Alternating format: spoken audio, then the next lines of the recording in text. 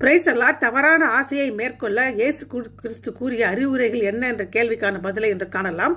நம் ஆசைகளை கட்டுப்படுத்துவது வெறுமனே வெளிப்புற கட்டுப்பாட்டை பற்றியது அல்ல, ஆனால் தேவனுக்கு முன்பாக இருதயத்தை மாற்றுவதை பற்றியது என்று இயேசு கற்பிக்கிறார். மலைப்பிரசங்கத்தில் மத்திய 5:27-30 பாவத்தின் வேர் உள்ளார்ந்த இருதயத்தில் இருக்கிறது என்பதை வெளிப்படுத்துகிறார். ஆகவே நீங்கள் விபச்சாரம் செய்யக்கூடாத அந்த கட்டளை அவர் ஆழப்படுத்துகிறார்.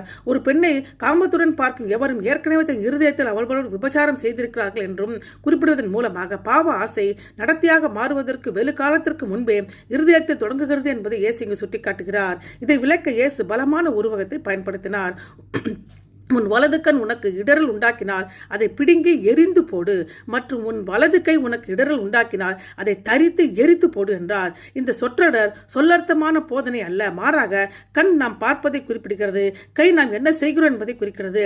ஆகவே இயேசு சொல்லுகிறார், பாவத்தை நிர்வகிக்க வேண்டாம், அதை மூல காரணத்தை அகற்றுங்கள் என்று. கட்டுப்பாடற்ற ஆசை ஆவிக்குரிய அழிவுக்கு வழிநடத்துவதை காட்டிலும் விலை மதிப்ப மிக்க ஒன்றை இழப்பது மேல் என்று இதன் பொருளாகும். இருதயத்தில் உள்ள பாவத்தை நாம் சமாளிக்க வேண்டாம் இல்லை என்றால் அது இறுதியில் நம் வாழ்க்கையில் வெளிப்புறமாக நிச்சயமாக தோன்றும்.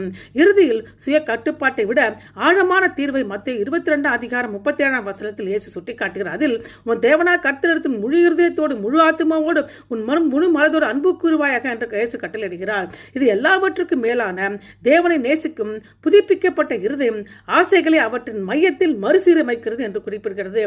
தேவன் மீதான அன்பு நமது முதன்மையான விருப்பமாக மாறும் போது தானாகவே குறைந்த தவறான விருப்பங்கள் அவற்றின் கட்டுப்பாட்டின் சக்தியை இழந்து விடுகின்றன.